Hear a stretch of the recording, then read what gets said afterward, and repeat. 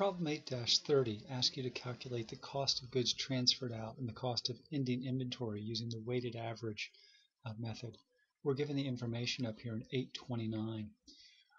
Pacific Inc. had beginning work in process inventory of $372,480 on October 1st. Of this amount, $152,460 was the cost of direct materials. $220,020 was the cost of conversion cost.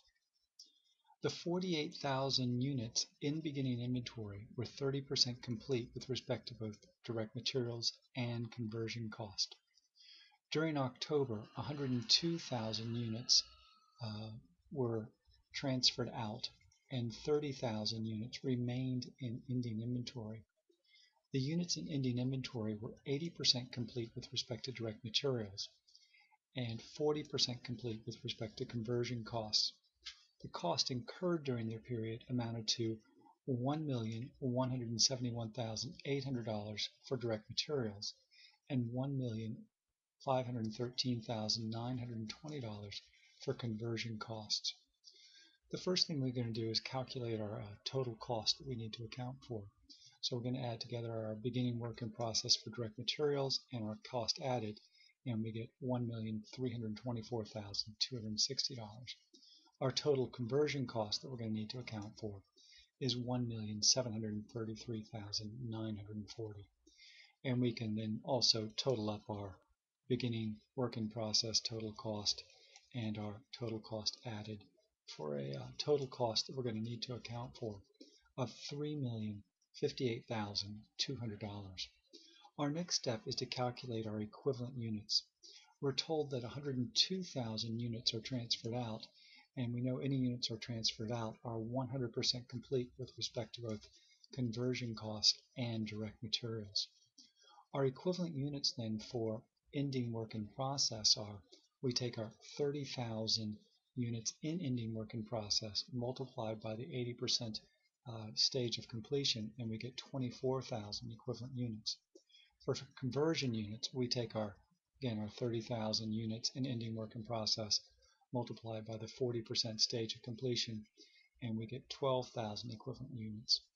Totaling the units that are in ending work in process and that were transferred out, we get 126,000 for direct material and 114,000 equivalent units for conversion cost.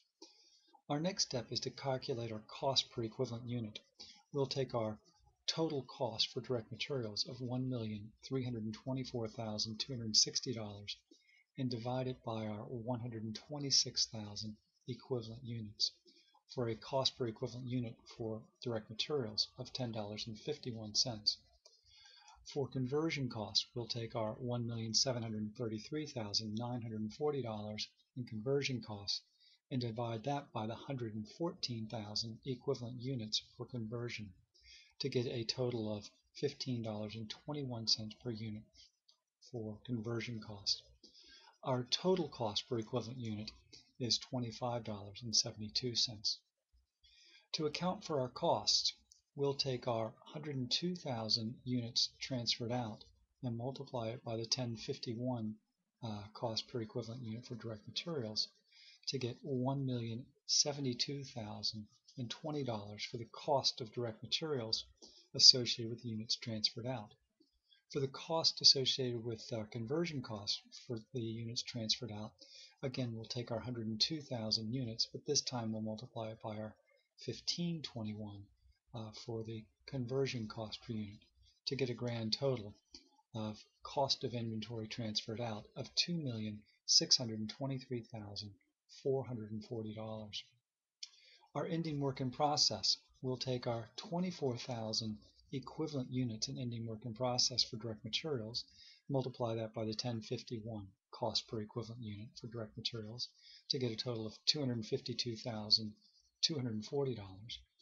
For the cost of conversion, direct labor and overhead in ending work in process, we'll take our 12,000 equivalent units, multiply it by our 1521 per unit to get 182,520. The last step then will be to calculate our total cost of ending work in process inventory.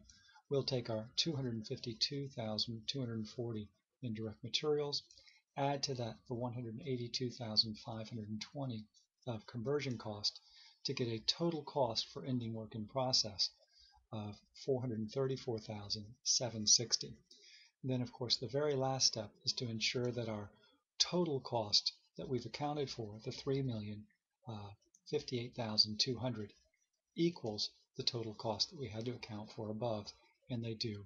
And that's our reconciliation, and that way we can know we've calculated our average cost per unit correctly, and we've correctly allocated the cost between units that were transferred out and units that remain in ending work in process.